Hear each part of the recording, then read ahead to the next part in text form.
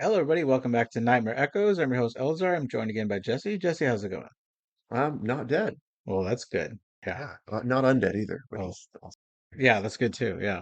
If you were going to be undead, would you want to do it in this universe of the Army of the Dead? If I was, maybe it would be cool to be one of the alpha ones, you know? Yeah, I get you. I mean, you could still start a family, have a baby. That's right, apparently. I mean, have a kingdom, right? That's kind of awesome. So, yes, we're covering Army of the Dead 2021. Yes, 2021. Not like I watched the wrong movie at first or anything. This one is directed by Zack Snyder. He worked on the remake of Dawn of the Dead, which a lot of people like better than the original. It's a good movie, but I still love that original. He worked on 300, Watchmen, and then, of course, he has his director's cut, Zack Snyder's Justice League, which is over 3 hours because this guy cannot make a short movie. That's Oh. justice for you. I never sleep. Co-written by Shay Hayton, who worked on John Wick 3, Parabellum, and Joby Harold, who worked on Transformers: The Last Night. It stars Dave Bautista, who I know from Guardians of the Galaxy as Drax. He was also in Blade Runner 2049 and then Glass Onion, which is a great mystery movie. Oh, but for horror, he was in Knock at the Cabin, which is M. Night Shyamalan, and the third Riddick film, just called Riddick. Ela Purnell. She's Kate. She's in Fallout, which I love a lot. She's also in Yellow Jackets. Omari Hardwick, he plays Vanderhorn, who they just call Van in this movie, so I'm going to do that as well. He was in Kick-Ass, he was in the show Power, and then he was in Star Trek Section 31. Ana de la Reguria is Maria Cruz. She was in Nacho Libre and The Forever Purge, as well as Cowboys versus Aliens. Theo Rossi plays Burt Cummings. He's from Sons of Anarchy, but I know most from Luke Cage. Tig Notaro, she plays Peters, the helicopter pilot. I love her in Star Trek Discovery. When they found her in season two, it happened to go with the fact that the show just got better at that point, and every episode with her, which is so much better because she just brings comedy. Yeah. I like Tig Notaro a lot. I wasn't 100% clear on this. Is she supposed to be, is her character supposed to be trans or something in this show? I don't know. I wasn't clear because she calls herself a guy early in the movie, and I don't know. Maybe I'm reading too far into it. No, and this is what came out with the script. Uh-huh. Ready? Because it originally was not Tig Notaro in the role. Uh-huh. It was Chris D'Elia filmed the whole movie as this role. And then in an interview, he talked about sleeping with adult fans, but people, I don't know, read the article interestingly, and the titles came out. Does Chris D'Elia sleep with underage fans? And if you read the Oh article, it's my like, gosh. no, Chris D'Elia only sleeps with adult fans. Wow. But he was canceled pretty fast. People said he has a sex addiction and he was abusing his power because women are throwing themselves at him. So, Well, no one ever gets canceled slow. well, so he was pulled from everything in Netflix at once. The movie had already been filmed, and Tig Notaro never met her co-stars. Can you imagine if that had happened back in the days of like Elvis and the Beatles? Like, nope, they had sex with their fans. They're canceled. So he's gone to rehab, and he is a family man. So he's him and his family just don't watch Netflix anymore. Yeah. Like if you listen to his comedy. So because of that, if it feels like she isn't in the film, it's because she's not. And any scene where she's talking to the other people, it's either you see the backs of them blurry as she's talking to them, 'cause she's Mhm. facing the camera, and vice versa, or it's green screened in and her jokes she's telling to an empty room Yeah. and they're reacting to something that a different comedian said earlier. She does do a great job in this movie. Yeah, I love She's her. definitely funny. Yeah. I don't mean any disparagement to her performance, which is quite good. Right, but I think that's it does read through as like something's wrong here. It's a little it was something didn't seem like yeah, I wasn't sure what it was, Yeah, but and so she's pretty much isolated the whole movie once they get where they're going right. for that reason. Yeah. And then Matthias, I can't pronounce his last name, but I'll try. Weigerhofer. He plays Dieter. I swear the whole point of this podcast is just to force you to say names you can't pronounce. It's funny that I've really studied names in Korean lately because of the amazing zombie Korean film that Jamie and I are going to go Yeah? cover, Train to Busan. So I've been trying because, man, some of those names are hard. They are. But he's in another movie called Brick, which came out last year, where people in an apartment building all of a sudden realize that every form of egress is blocked over by bricks. Ooh, neat. and they don't know why this event has happened. Well, that's fun. He's the only one that appears again in this universe, as we have a prequel about him learning his origin story as an amazing lockpicker or safecracker. Hmm. But the movie had a budget of anywhere from 70 to 90 million dollars. It was really a streaming release, and it looks like in the first month 75 million people watched it. So I think it was successful. Critics gave it a 68% positive, and audiences gave it a 74% positive, and it won the Oscars fan favorite contest. And it's easy to see why. It is a damn good movie. Yeah, cool. Awesome. All right. So the movie starts with a convoy scene where we have these military people while the song Suspicious Minds by Elvis Presley is playing. They're on the road joking about what could be in the back of their truck, if it's Bigfoot, if it's the staff of Ra, if it's Amelia Earhart but still alive. And the dialogue is just beautiful. I mean, Yeah, it's so snappy and clever. And the passenger guy seems very smart and says all these like poetic things, right? It's just really cool. And yeah. it's such a contrast from the wrong movie with the same name that I totally didn't watch by accident first, which I'm sure had terrible dialogue if it existed, which I wouldn't know because I surely wouldn't have done that. I tried to watch that for 10 minutes just to see if maybe we could make something of a whole podcast episode of that, and I couldn't do it. Yeah, It's pretty bad. it's pretty bad. All right, so this contrast also with the newlywed couple who the wife is so happy that he has made an honest woman out of her that she goes down on her husband while driving on the same road towards that caravan. Of course, he's having such a good time that he closes his eyes while driving, which is never a great idea. Yeah, you can. I mean, it's you can see where this is going. Right as one of the soldiers says maybe it's an alien, they collide against each other because they're in this heated joking that they're not noticing that they're crashing into this car. They collide together. The thing that they're carrying flies up into the air. It hits the ground. And I love this was not that quick of a scene. Like, I mean, Yeah, they've spent some minutes building up to this with just going back and forth between the car and the drivers, and like they build the tension, and you yeah, know what's going to happen. You're just waiting for sure. it, and it's really cool. I like that. Yeah. You find out that America died on impact, and the shipment that they were carrying, it opened. They radio for backup, and when they tell the home base that the door is open, they tell them to run away as far as they can, as fast as they can. Now, if it's that dangerous, why was it on the? It was on the first car in the convoy, right? It is on the first car of the convoy. Isn't that the dumbest place to put it? You should put in the middle, right? What's the Protection. purpose of the convoy if the thing that's in the most danger is exposed right at the front? Right, I don't know. So I think the alien line was a hint or like an homage to Night of the Living Dead, because we find out in Night of the Living Dead, like something outer space affected one of our satellites, which sent it Hmm. crashing to Earth, Okay. which caused the zombie outbreak. So it felt like an homage there. So they're running, but this alpha zombie that we find comes out. He looks exactly like Hulk from Marvel Yeah, Universe. rips everybody to shreds. The two soldiers run out into the desert. I heard a lot of people say that this scene right here felt a little bit like American Werewolf in London, where they're walking out in the middle of nowhere and then they get attacked by a werewolf. But in this, it's a zombie. They're ripped to shreds, and then we'll get a pan over that shows they're right by Las Vegas, and then we get this great intro scene. Viva Las Vegas plays. And I think it's a cover of Viva Las Vegas. Sure. It's a really nice, the whole montage is just beautiful. Yeah, we got these naked zombie dancers killing people. And We have they're the fast, scary kind of zombie, not the slow, but yes, they get into that later. right. We get a pageant full of zombies killing at the casino. We see people shooting the wounded in the streets. We see that the Alpha is staring at a statue of Zeus while the chaos is going all around him. Missiles being fired at Las Vegas while a couple rescue their daughter in an RV. The mom is labeled a soccer mom, and they show her posing with her MK-18 Mod Zero, and they show her using that weapon to kill a horde of zombies. I also think there's something symbolic in this scene about how the soldiers and the gamblers are zombies, right? Like there's Yeah. something a little symbolic about that, I think. Van Horn killing a bunch of people with his big giant rescue buzzsaw that like fire It's departments would awesome. use. Just every scene is awesome in this whole montage.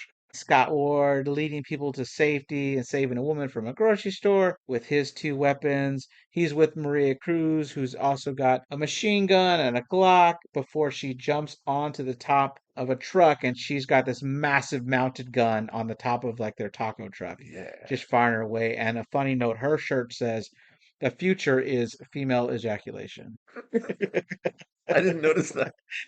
Little details. Oh, That's what this podcast is for. man, that poor paratrooper. I know. Oh my gosh. Yes, You do not want to be that paratrooper slowly gliding to your demise. I know. Like, all these zombies just waiting. Ooh, lunch!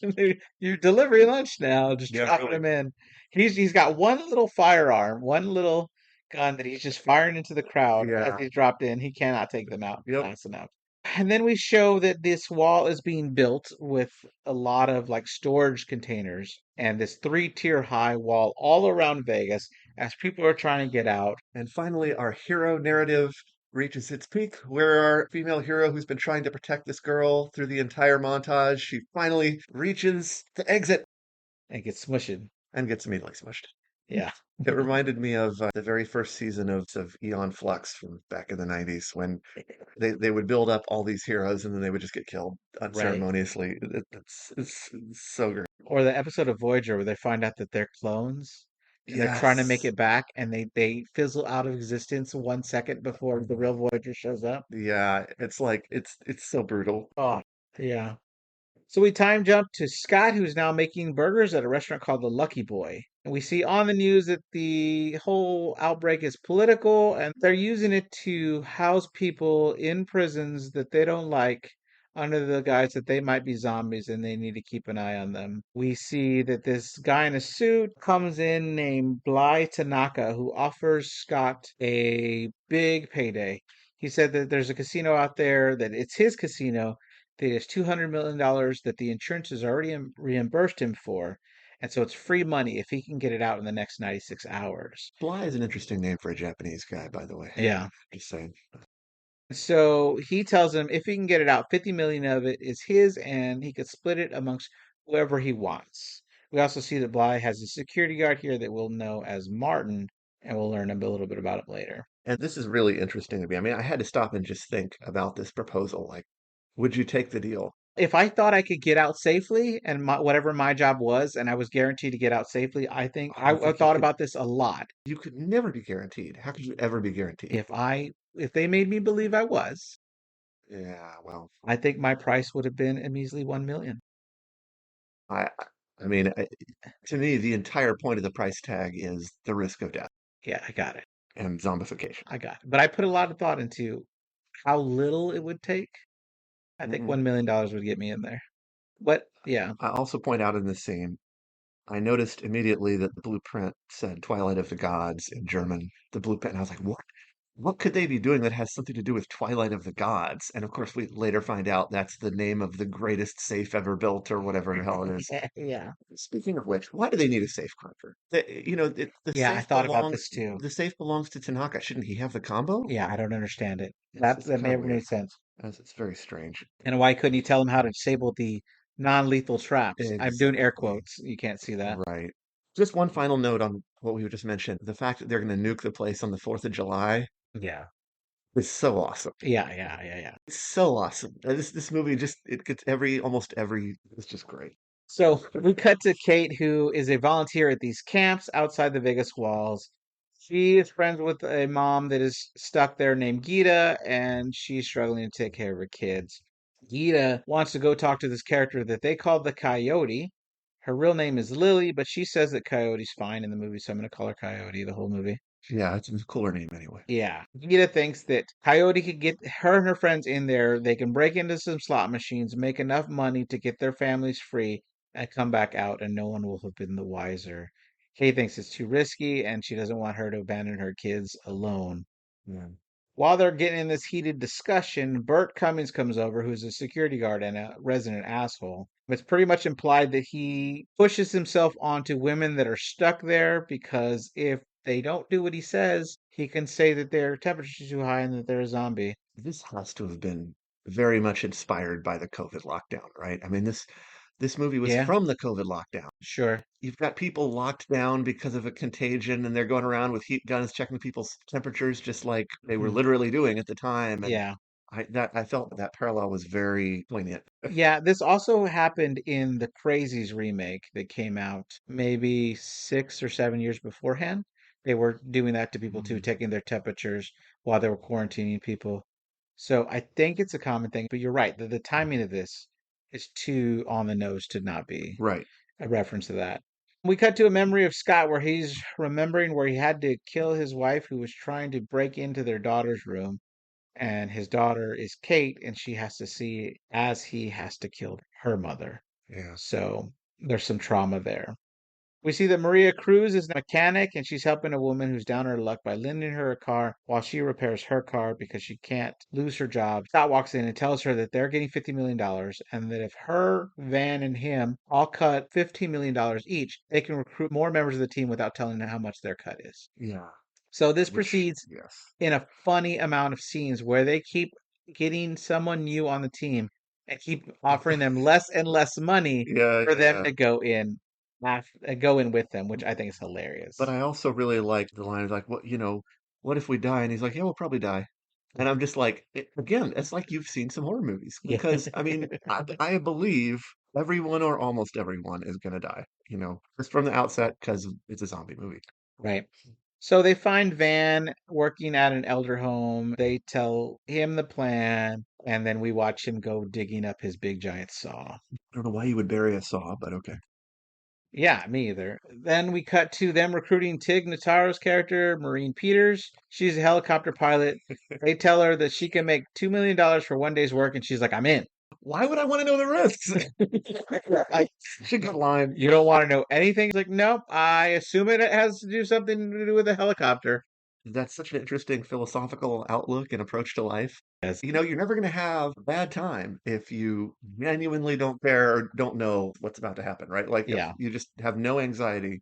So after they recruit her, we see them watching YouTube clips of Mickey Guzman, who's a sharpshooter. We watch a video where he kills 7 zombies with only 3 bullets. He notices them watching, and his whole posse comes over to their car, and they ask him, "How would you like to make 500 grand?" And he says, "Who do I gotta kill?" So the price is already down to 500,000. Yeah, yeah, yeah. Then they arrive at Gwendolyn's Safe Lock and Co. in Maria's 1967 Chevrolet Camaro, which I think is beautiful. And when they meet Dieter, the safecracker, he knows everything about the vault, who designed it, and its history. He says he doesn't know if anybody can break in it, but on this earth, he is their best chance. And like I said earlier, we do get to see a little bit of this in the prequel, but it's not a horror movie at all. Well, this is like an action movie that takes place in a horror universe. Crime, spree, break in kind of movie that takes place in a world where a horror movies happen across the world. So this whole early part, it does feel to me more like a heist movie than a Hmm. zombie movie, but I feel like it changes into feeling more like a zombie movie later. And I guess that's what they were going for. Another comment though about all these people they're recruiting, like I'd be really worried about this. I would be afraid that everyone's going to want to shoot everybody else to increase their own cut. Yeah, and I think Tig Notaro's character, Peters, goes into this a little bit later. Yeah, She talks about like, hey, can we come up with a pecking order here? Like, surely we can't do without the safecracker. He's necessary. So yeah. shouldn't I be second on that list? For me, it's more, I wouldn't want to do something like this unless every single person on the team was someone I trust with my life. I get what you're saying. And I feel like they're being a little cavalier not thinking that way, and it costs them. I agree, especially with Martin later. I don't trust him at all. Hmm. So a mellow version of Creedence Clearwater Revival's Bad Moon Rising plays as we see Scott looking at his weapons, which are a Heckler and Koch HK 416 rifle and it has a Tricon ACOG sight and it's got a D60 drum magazine on it. This music nicely captures the passion that they have for their work. Yeah, we see Maria also looking at a locker full of her weapons. She's also got a Heckler and Koch HK 416C and she has the Glock 17, which she likes a lot. Apparently, she's smiling at it. They meet up the next day at a warehouse, and Mickey brings two friends, Damon and Chambers, who he says he's paying out of his own portion of the money. So his money got split even further. Also in that parking lot are a 1963 Chevrolet Impala and a 1965 Chevrolet Impala Super. So I think Chevy paid a lot for this movie. Quite possibly. Although Mr. Tanaka drives a 2010 Rolls Royce, or is driven in. I don't Yeah. know. Van thinks Dieter isn't right for the job, but Scott explains that he is the mission. Like without him, you cannot do this mission. Hmm. We can't get to the money without him. Because Mr. Tanaka doesn't remember his combo. That's got to be what it is. He goes over the plan. He has this beautiful miniature that I don't know, built yesterday. Who knows? It's got his hotel there. It's got this little cute helicopter that's on top of the miniature. Well, I don't think we need to believe he built it yesterday after we find out later in the movie, which is Yeah. this is not even the first team he sent in. I don't know if I believe that. Really? I'm gonna go over why. And the movie Okay. tells you, and it plays it off as a joke, and I don't think it is. Okay, we'll talk about it later Yeah, then. yeah, we will. Yeah. So we find out right away that Mickey's friend Damon is like, wait, this is zombies? F that, I'm out of here. He's like, dude, you've been always talking about how you saw a zombie, you kill him. That was bullshit, man. I'm It's like, not going to fight zombies. seriously, you believed what I said? Like, come on. They do while they're going over the plan, we see this montage of them like all lined up in a circle, kind of like the Avengers are holding their weapons. And Dieter has a bat with nails in it, kind of like Negan from The Walking Dead or Steve Harrington from Stranger Things. And I was thinking that's a pretty lame weapon. Yeah, I'm glad it right. turned out to be bullshit. I know. Dieter's like, wait, how do we kill zombies? You don't know how to kill a zombie. Well, it's so great. I wasn't sure either. Right? It's gonna be different in every franchise. That's true, right? But they tell him you got to go for the head. My other favorite part from this scene is where Mr. Tanaka says "easy peasy Japanesey," Yes. and Dieter has issue with this, saying you can't say that anymore. You have to say lemon squeezy.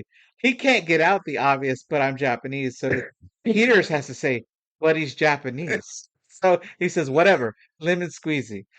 So it's Yes. so good. And also, in this scene they mention, okay, we can't fly in, but we can fly out. What? Why? How does that make sense? If it's restricted airspace and you're afraid you're going to get shot down, why would you be shot down in one direction and not the other? I think they would detain you when you flow out, but they're trying to stop any from anybody going in. I don't know. You're right. They would shoot you Doesn't down make too. sense. It That doesn't doesn't. make sense. But maybe by then he knew everybody was going to be evacuated to be far away from the nuke, Okay, that could make sense. Sure. right? I'll buy it. We also find out that Martin, who is Mr. Tanaka's head of security, will be going in with them.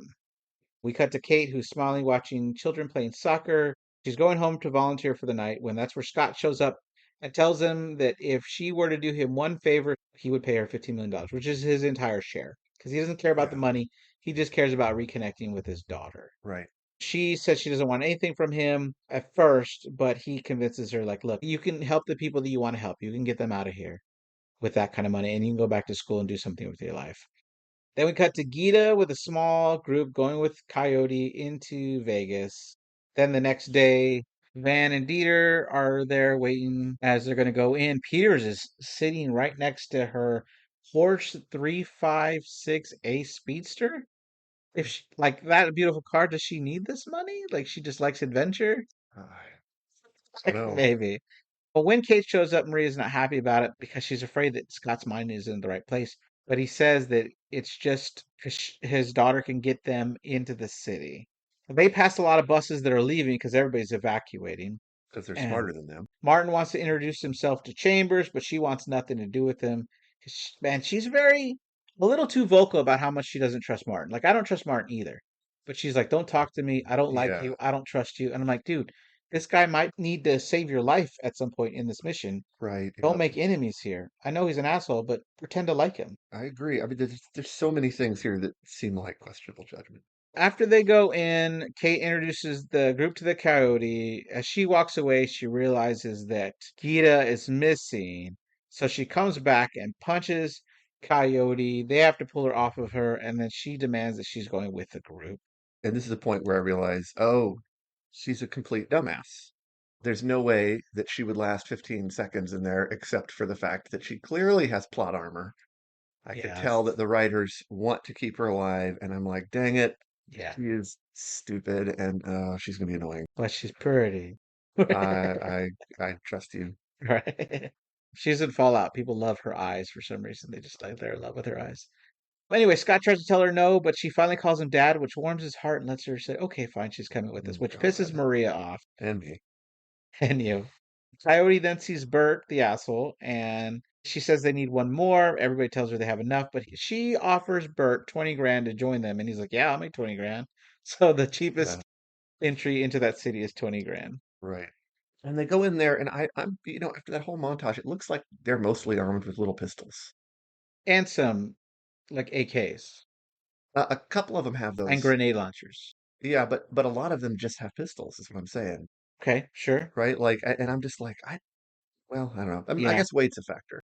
Yeah, they're also carrying a lot of That's gas. true. They got to gas the helicopter and the generator to power back in the whole Right. casino. But right before they go in, though, Bart tries to get all friendly with Kate, and everybody gets literally defensive of Kate. Like, don't you talk to her. And then they make Bart carry all the gas. Even Dieter comes over, like, carry this gas, which is Yeah. hilarious. I love it.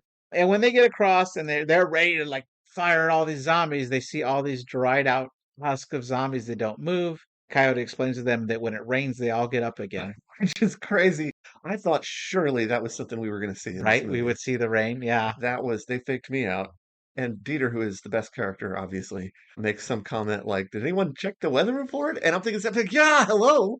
You're telling me no one checked it? I want to know what the weather report is too." Yeah, it kind of doesn't matter. They either have to go in now or they don't ever get to go in. Yeah, guess, but they can at least know what they're in for, So then they come across what they call the military's last stand.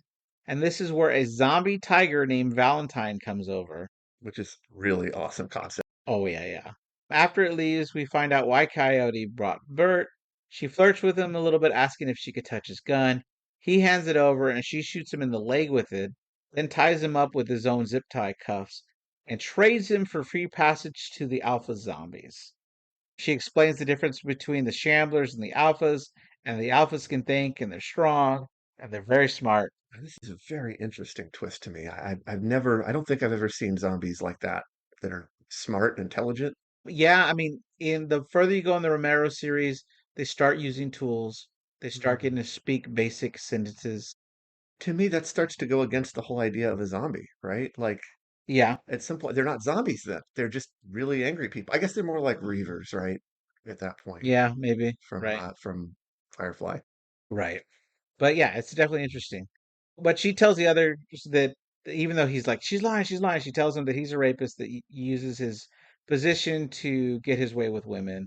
And so he's sleazy and he's not worth their, like, the effort of them fighting over him.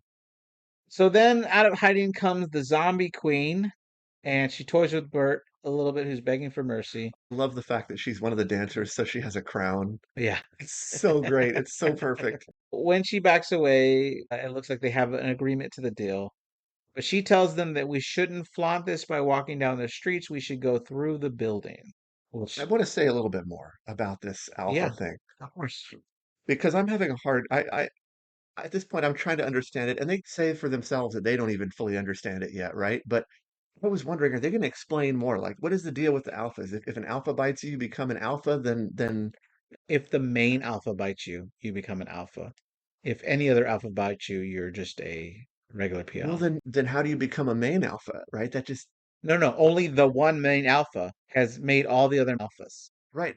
But what made him We don't know. That's the mystery of the whole movie. one of the They mysteries? hinted, yeah, one. They hinted that it could have been aliens, right? But they don't. They don't know. But you're right. That is never answered. So as they're going into one of the buildings, this is where Peter has the talk about triage, saying that while Dieter is the most important because he has to get in the safe, she has to be the second most important person. So people have to keep in mind that they need to save her. Martin, like she keeps saying, "Well, I got to be more important than him." Oh, I didn't know you were listening. I'm so sorry. Yeah, More important than him. And then Martin looks over like, "Why y'all looking at me?" I think it's great. yeah, Uh, Maria says that it's a free country. That's why they're looking at him. And he goes, "We're not in America anymore." And Scott goes, "That makes it an an even even freer freer country. country," Yeah, pretty much, right? which I loved. I love that. Yeah. Uh, we see that Bert is being dragged into the hive where there are a lot of zombies there. None of them are attacking him. The queen and the alpha male look over. They're about to rip him apart, but that's when the king shows up, the king alpha. Who apparently we're calling Zeus. Sure, I can do that. I kept No, calling him the king. I think that's what. Okay, if you don't know, I thought that might be what they called him in the credits. Oh, they could have called him that in the credits. I just called him the king. King Um, works for me because I'm not sure if I'm referring to the right person. Probably. Yeah. He was staring at the statue of Zeus, so why Okay. not? All right. I but just in my notes I wrote king, so Okay. we could call him either one. I think King is more logical. Yeah. So he roars at Bert to shut him up, and the king bends down and listens to the queen's stomach, which gives us a big clue that the queen is with child.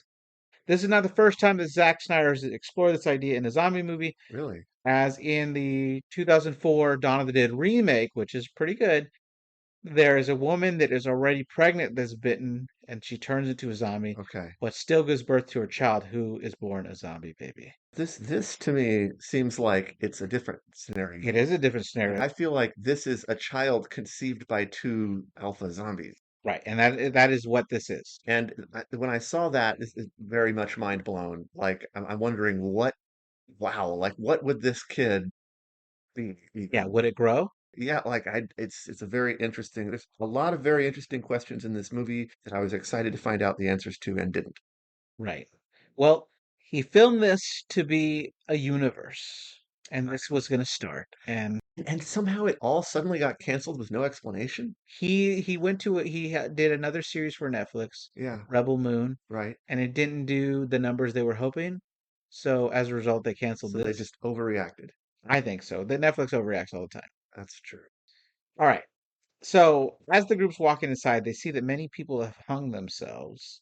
Peter almost walks right into a catatonic zombie. Coyote tells them that they have to whisper and they can't touch them, and they have to not shine light at their eyes. Okay, this is the point where I'm like, I now disagree with your attitude that you should go indoors. If this is what you meant by indoors, Yeah, it's ridiculous. So they put down these little like rave glow sticks on the ground. Of course, Chambers tells Martin again that she doesn't trust him, so he needs to go in front of her because she doesn't trust them to pick up the rear. And again, she's too vocal about this. yeah, but I'm thinking the same thing. I'm thinking like, is his job gonna be to just kill them to make sure they don't have to pay them, like when they finally get the money?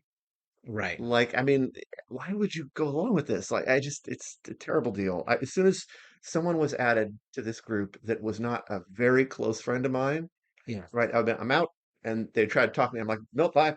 Yep.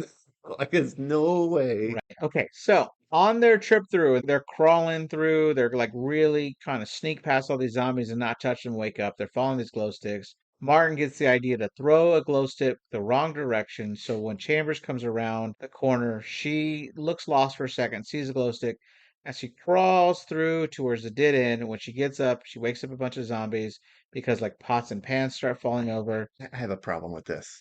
Okay. Dieter's shriek at the beginning was so loud. There's no way you can tell me that didn't wake them up, but the pans did. There's so many questions here. Why are they hibernating? I guess that's just another thing we'll never know. I mean, we see it in other franchises too, like The Walking Dead. There's no living thing around. They just sit down and they're just waiting for something to come by. Oh, I see. It's just lack of prey. Yeah, there's nothing to motivate them to move. Okay, but they were. It was more than just lack of motivation. Like they seemed to be asleep. Yeah, okay. I don't know then. Well, I mean, it could be related, but I. Yeah. So she does really well for herself though, because well, as the chaos starts erupting, she takes out at least 20 zombies that I could count when we were focusing on her. She was badass. It was like Yeah. fucking great martial arts, like maybe not martial arts, but almost martial arts like action. Yeah, she's amazing with her weapons. Martin then goes through these double doors and puts a bar through them, so she's stuck, and she sees his eyes that he did it, and she's like, "You fucking asshole!" Right? Mhm. So she's firing her way through. The rest of the group is firing at every zombie they can find. They get into this big hallway They're also just stabbing most of them in the head. to not make noise, I think. Yeah, but is part of being a zombie that your skull becomes made of pudding? I think that is true. I think Is that it? is true Okay. in most franchise. It just seems to be like Apparently, you've seen a lot more zombie movies than it me, so it just magically happens that way. I don't know. no, I'll buy that. As they emerge into this hallway, Martin tells her that she didn't make it, but then this massive explosion happens and she jumps through the wall, bringing a bunch of zombies with her. She sees her guy, Mickey, who's like the guy that recruited her. She could say, Martin did this to me, but she doesn't. She just says, shoot me. Yeah. So He shoots the gas can to take out as many zombies as he can when she explodes. Yeah, that's And annoying. and so Martin gets away with it here. I'm a little annoyed by that. I was very annoyed by that, Yeah. actually. That really bothered me because I Uh, feel like it should have been clear one way or another that he, at this point, was a liability.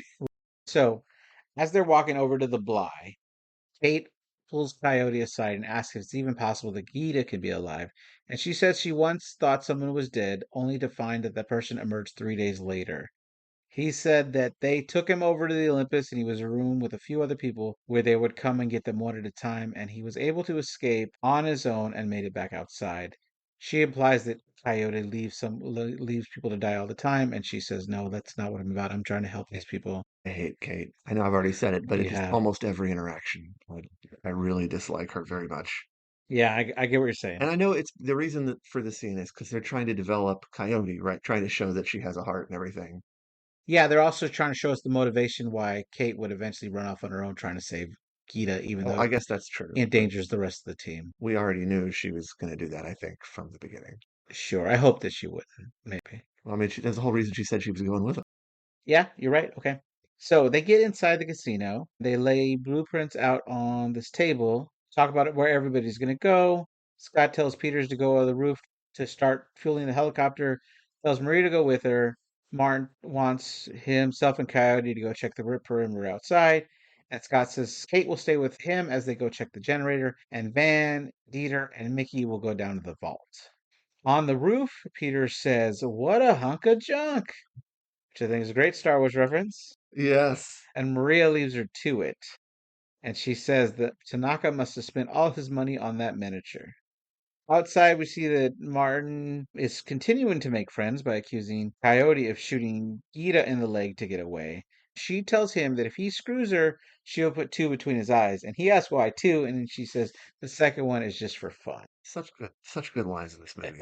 So many awesome um, characters and good lines. Then she fires in the air and says they have to wait for the zombies to get back. And I was really confused. Like, what are they doing here? At the generator, Scott is gassing it up and he's explaining to Kate that he had to kill their mother. She says that she understands. She never blamed him for it, but that he ran away. And by the time he came back, she was just pissed at him. He said it was hard to look at her because every time he looked at her, it reminded her of his wife and her mother. So it's just all messed up all around. But he goes on about how with the money, she can go to college, they can open a food truck, and this time it's going to be an artisan grilled cheese. And oh my gosh, there was a place in Denver called Ched's that Yeah, made artisan grilled cheese. They're amazing. we had one here too. It might have even been the same. It might have been, but the one here, they was like pre-made selections, and you Mm, couldn't choose what you put on it. You had I to get see. the number 8. Got it. I Yeah, yeah, couldn't I yeah. couldn't substitute things. So it wasn't the same. I was still sad when they disappeared. I agree with you. So they turn on the generator after pumping it a bunch of times. The lights come on and Elle's music starts playing again. Downstairs, outside the vault, there's a few zombies that might have been stuck there for a long time. Van and Mickey start taking them down. Dieter screams as one of them attacks him. Mickey gets him with a headshot, and then Dieter sees a zombie dressed as a bride coming for Mickey and shoots her 4 times to stop it. And he gets really happy because he's like, he got to shoot one. Well, he said, "I got the bride. I got the bride." And it kind of made me think of the character in Kill Bill that was originally the bride, Yeah, right? Was the main character. Probably not related, but sure. Then Dieter notices there are dead bodies of an older team that was there. He's afraid that they messed up the card reader. And Van has a crazy theory that the movie plays up a little. That's not a previous team, that's them in a previous timeline. And we zoom into them, and one of them's wearing the same scarf as Scott. One of them's wearing the same necklace as Marie, other than the fact that it has one fewer holes in it. And then someone else is wearing the same, like a button up shirt as Peters. And so there's a theory that that one less hole means that was one further loop. And we're actually in the fourth loop. This movie is the fourth attempt for them to go through this movie, and each time they get I further. don't understand that. What would make them loop? The nuke, maybe, hitting and them dying would send them to the beginning of the loop again, and they're doing this again. But there is other bodies near when they pulled out the blueprints earlier in the scene that people think is the third loop of them. Then we saw their bodies earlier and just didn't pay attention to them at all. And I believe that the movie shows us the fifth loop for one character later. So you think that's the real answer? I mean, the director himself, not that I was put 100% of what a director says in it.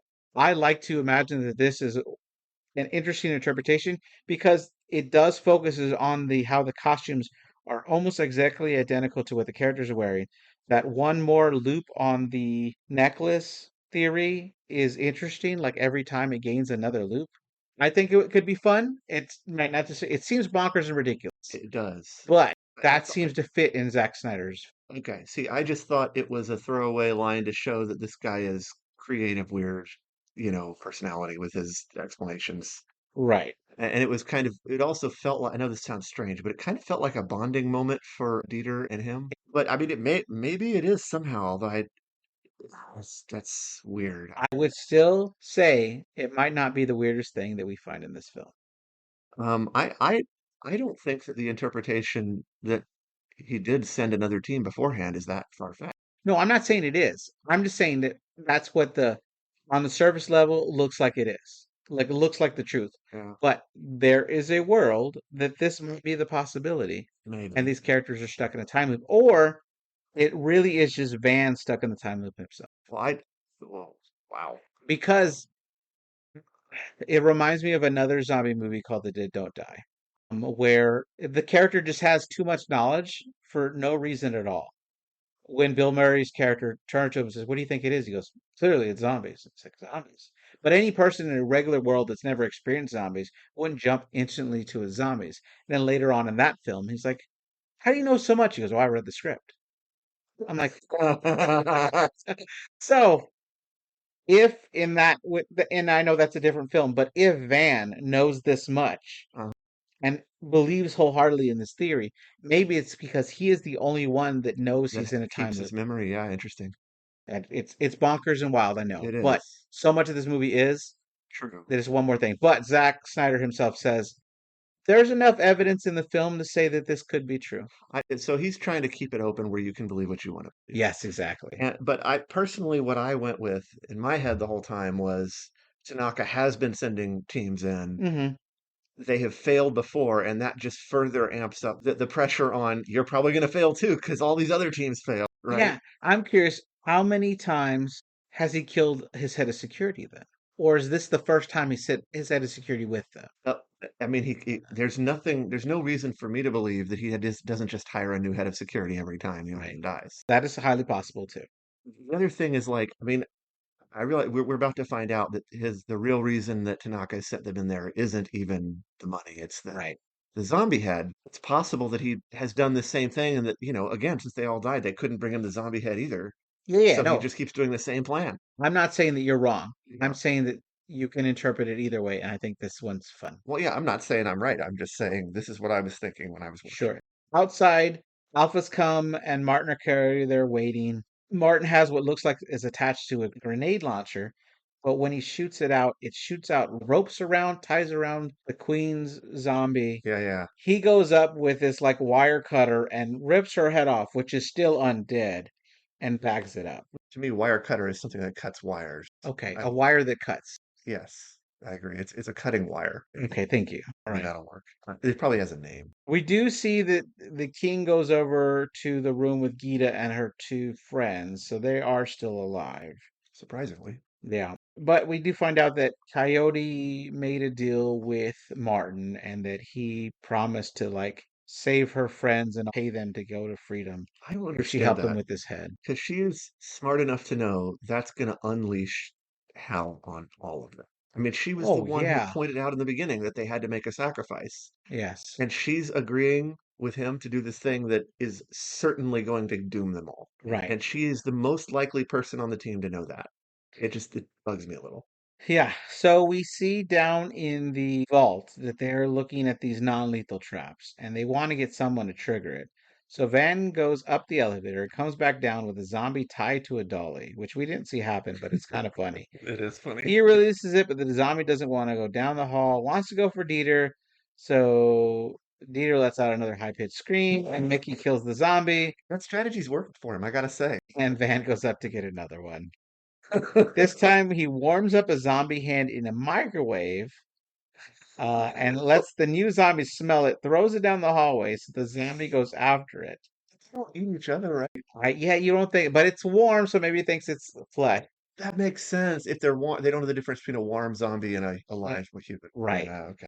So the zombie goes for it. He gets knocked with a lot of darts, and they're like, "Oh, that's it. That's not bad." Then they go into rapid gunfire, and he's like, "These were supposed to be non-lethal. This is illegal." Like, okay, It's funny how all the non-lethal measures are very lethal. Like, yes, because even just the gate that locks them there is very lethal when you've got zombies. yeah. Like, And then they're like, "Surely that's it." But then he steps on another segment of the floor, which sends these two walls in, smashing the zombie completely cartoony style, and it's like this gooey mess left in the middle. it doesn't even open all the way because it's partially stuck together by goo. Yeah. We check on the roof with Peters, who tries to start the helicopter, but the engine seems to stall and a lot of smoke comes out. Dieter gets really passionate when he's up to the vault. Upstairs, we see on the news that the government is worried that they will postpone the bombing, so instead they're going to push it up 24 hours, meaning the group only has 1 hour and 38 minutes to get out. What twist. Yeah, like, That oh, that is shit. bad freaking news, and they're already not doing great. Right. Scott radios up to Peters, who says it's great. She's just working on her tan and just waiting on them.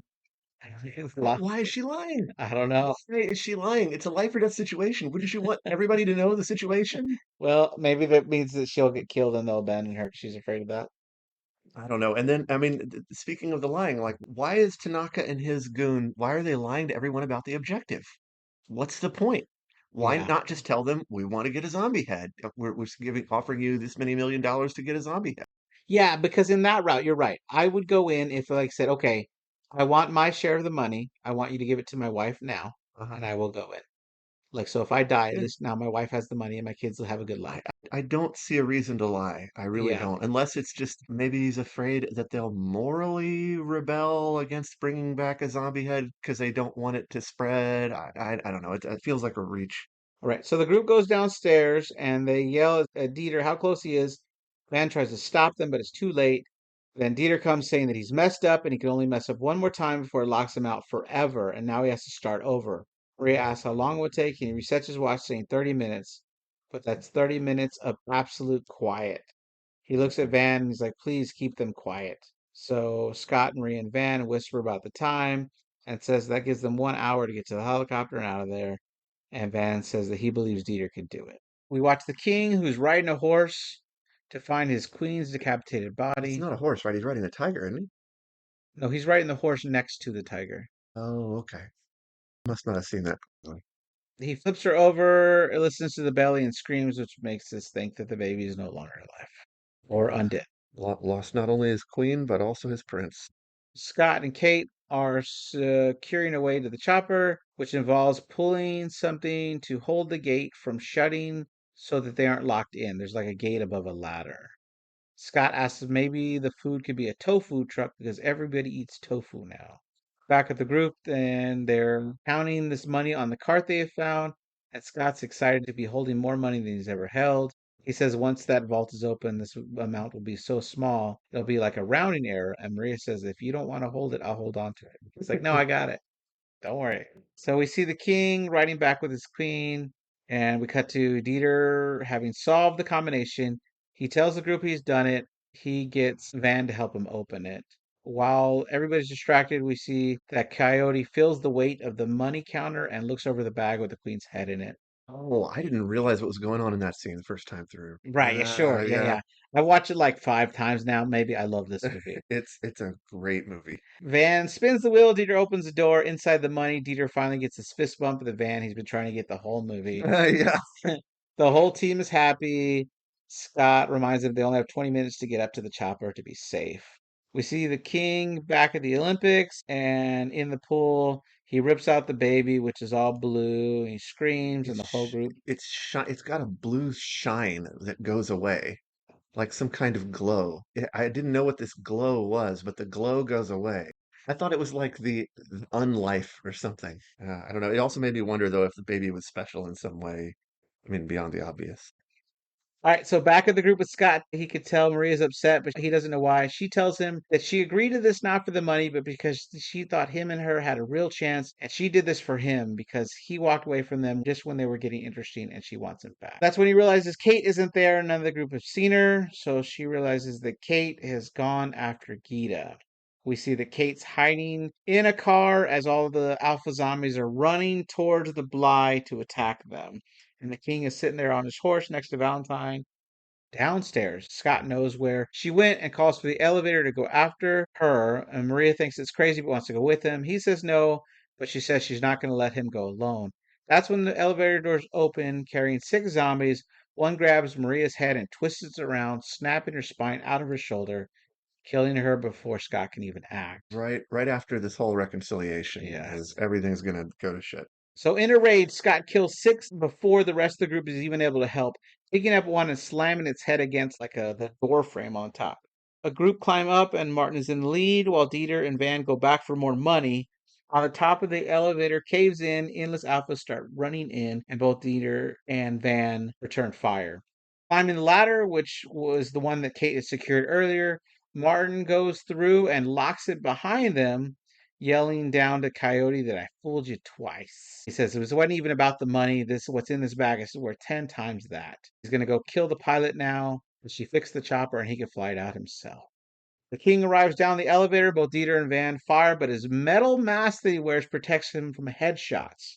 Smart. So Van takes off his gear, dropping to the ground, and then the Alpha does the same, dropping off his mask because they want to fight mano a mano, which is bonkers. Agreed. Unfortunately, he doesn't stand a chance against the king. He gets thrown around easily. On the floor, he is uppercutted, which is him flying to land next to the vault door.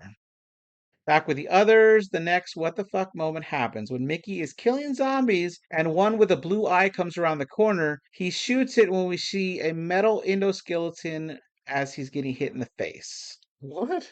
So that was a robot zombie. I, I guess I missed this Well, scene. you're going to see one again in a little bit. So hang on, a robot zombie? Like, Mhm. So they have a metal endoskeleton like the Terminators, and uh-huh. there's zombies over them. And the leading theory that I've heard is that the government was sending in these android zombies to study the zombies from afar. And they're working with the alphas to not get exposed. Huh, And that's the first time we see it. We just see a blue eye and like a metal clinks off their head when this huh. zombie gets shot. Back with the king who picks up Van by the throat and catches Van's punch to his face.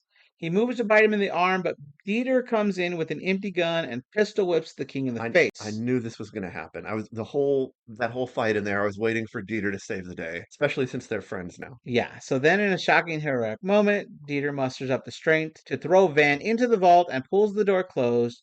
King grabs Dieter, but he's still able to close the door, and Van screams, "No," as it fades into black. We see Martin has made it outside where the coast seems to be clear. Then he realizes that something's off of the bag he's holding.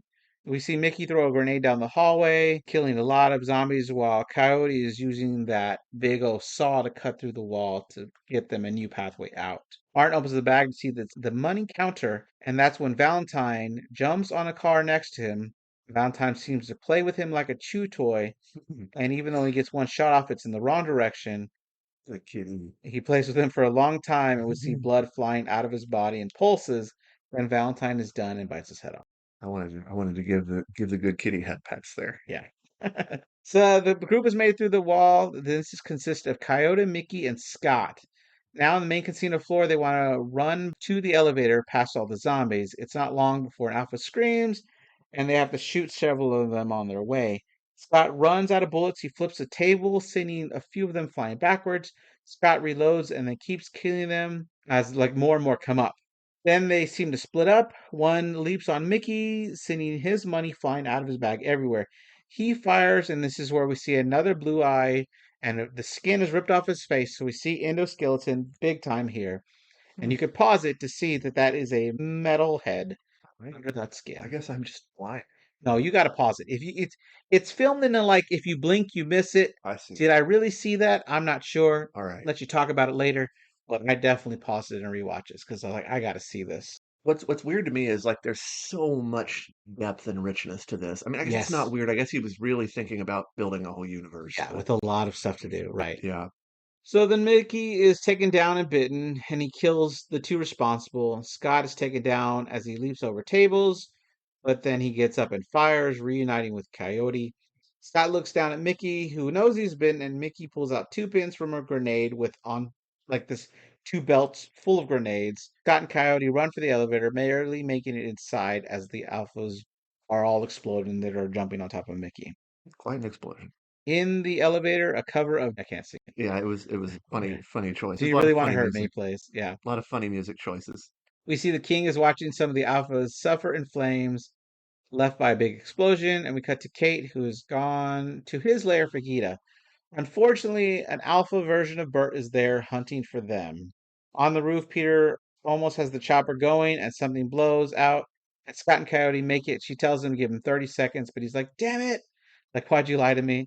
Yeah. Scott fires over Coyote's head, and she pulls the queen's head out, which is still reanimated, and holds a gun to it because the king has showed up. Hmm.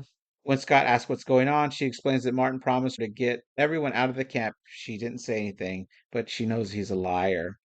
She tells Scott to run, as the king will not follow because she's holding the head. Scott and Peters pull up on the helicopter, but wait nearby. I love her line. She says this like, "You move and I'll blow her head off." Well, more off. So the king chooses his queen, and he throws a piece of rebar that he's using like as a bow staff through Coyote and pins her to the wall. She's close enough to the edge though, so she's able to drop the head off with her last bit of strength, and the head just flattens when it gets to the ground. Well, revenge at least. Got her revenge. So they fly away in the chopper, and Scott tells Peter that there's no money and they have to go to get Kate from the Olympus. Peters is pissed because they only have 9 minutes, but she tells him that he better find her. Well, we see Kate does find Gita and one of her friends that's left alive. Peters lands in the roof. Scott takes a few seconds to say, Peters, you better not screw me over. Inside is yelling for Kate everywhere, and Kate is leading the woman right into Bert, who kills Gita's friend. Bert grabs Kate to try to bite her, and she shoots him in the head. But unfortunately, in front of her down the hall is the king, who's made it back. He sends a bunch of alphas after Kate. She makes easy work, landing 7 headshots out of the 22 bullets she fired from a gun that only holds 15 rounds, which is amazing, I have to That say. is very But impressive, she was yes. using a Sig Sauer P226. She even has more rounds to hit the king in the head twice, but they clink off the mask, and then she runs out of bullets. Scott is trying to make its way to her. He's got this big mattress that has something heavy tied to it that's blocking the door. He's finally able to get it out of the way on the stairwell, and he gets through and shoots a grenade launcher at the king. And as they make it to the roof, Scott and Kate and Gita make it to the roof. Peters is gone. But right when all hope seems lost, Kate hears the chopper. Peters comes back and says somewhere between saving her ass and leaving his, she developed a conscience. Hmm. And for some reason, Scott takes like Her 5 seconds mistake. to smile before getting on the chopper. What'd you say? I said her mistake. Right. This is enough time for the king to show up, who jumps on the chopper, and his weight is so much that it sends them falling. But at least he's lost the mask now. The king and Scott fight as Peters corrects, but unfortunately, Peters is shot.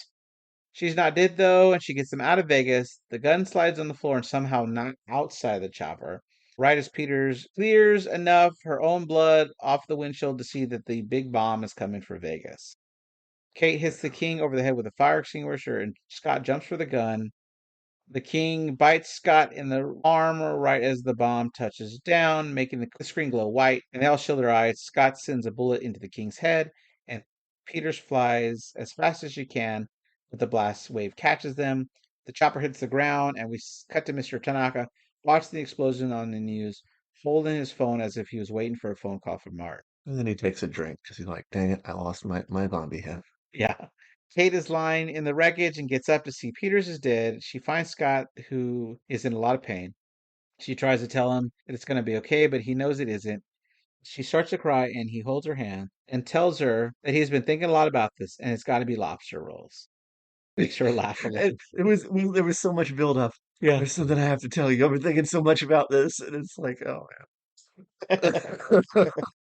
He pulls out a stack of that 100s that he said would be that rounding error and hands it to her, telling her it's not millions, but at least she can take care of Gita's children. I hate so much that Kate wound up being final girl after she caused all the trouble and got them all killed.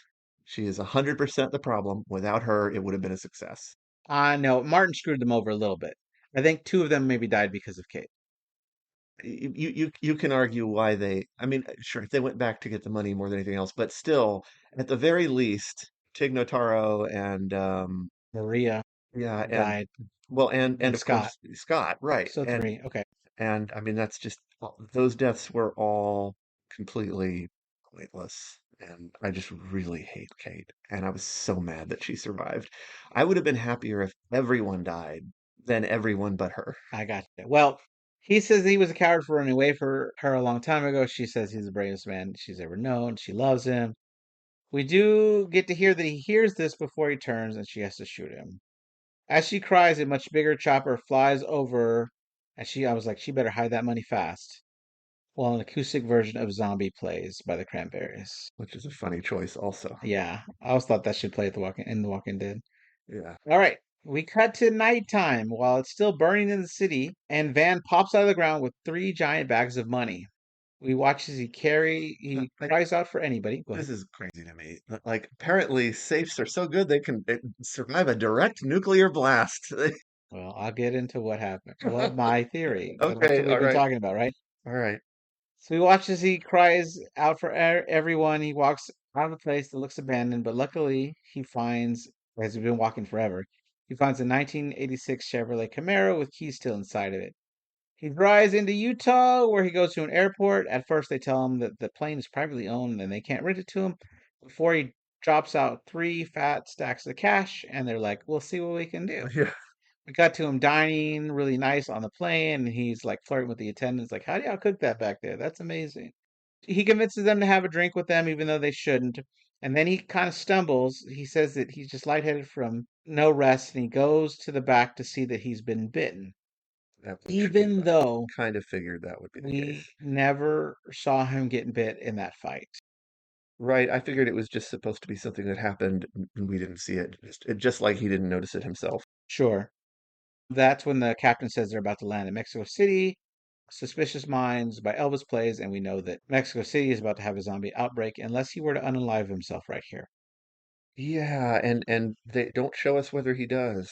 Right. Well, so people that support that time loop theory think that the reason we didn't see him get bit and the reason he survived so well is because events played out differently in this fifth time loop. And this is Van, because Van was stuck in this time loop. But this is Van in the fifth time loop, where he lived not being killed by a missile and he was able to escape. But in this time loop where he escapes the city, he was bitten. So since he didn't die from this missile, he won't loop again. And this is that fifth alternate reality or fifth loop where he makes it out. So hang on. So we're thinking this is not the one of him that was in the safe vault? Maybe I'm Well, it's misunderstanding. not the one that wasn't bitten that we saw not bitten. They think that this is a fifth time loop, like it was him in the Well, next time loop because he died in if that so, fourth then one. showing him going into the vault was a pretty deliberate misdirection, Could be. right? Because I Well, I mean, don't know if that there's any safer place than that vault anyway, but maybe. I will say another thing I was thinking though is if the safe was that strong, then there was no reason they couldn't have just waited until the nuke and then gone and gotten the money after. you're not wrong. I mean, it's Yeah, like, you're not wrong. But I just think it's kind of wild. And there's so many things that this movie did. It did alpha zombies, it did baby zombies, it yeah, did maybe a time loop, it definitely did android zombies. android zombies. So it's all these things for this great universe that could have happened that I don't know, maybe one day it will, but right now it's not happening. Yeah, it's pretty wild, pretty wild. So here's another question for you. Hmm. Did the king know that the nuclear bomb was coming? I doubt it. Didn't they have TVs or radios or something somewhere in Vegas? I mean, the only place the TVs were still working was when they gassed up the engine in the Bly. Wasn't a single battery powered radio in the entire city. I don't know that the king was ever using it. You would think he would. He's I, smart, right? he's smart. I don't know. I don't know. I just something I thought about. Okay. But yeah, crazy. We don't know whether the infection escaped. We don't know for sure anyway, because we don't know whether he was smart enough to Right. shoot himself. There's also a reference to a 2004 outbreak in like Minneapolis or something, or Milwaukee, wherever the other zombie movie, Dawn Mm, of the Dead, he made hmm took place. Someone has a phone about like new insights to the 2004 zombie outbreak or whatever. It's kind of funny. And in fact, this movie was so good that by the end of it, I was thinking, man, maybe I need to see the original. Because I'd never seen the movie, the original movie. Oh no, no, this isn't the remake of Dawn of the Dead. The other movie he made was the remake of Dawn of the Dead. This That's what is I'm saying. oh okay, I might want to go see his the remake of Dawn of Dawn the of the Dead. Dead. But yeah, Yeah, yeah, I think it's good. I haven't seen it. Okay, You know, it's cool. really famous, but I've never seen Yeah, totally. Well, let's watch it. it. Yeah, maybe we should. All right. Well, thank you for being here, Jesse. Happy to be here. Thank you, everybody, for listening. Please leave us a 5-star review. Next week on the podcast is Dawn of the Dead, the 1978 version. So, Ah, see you then. Bye. sayonara.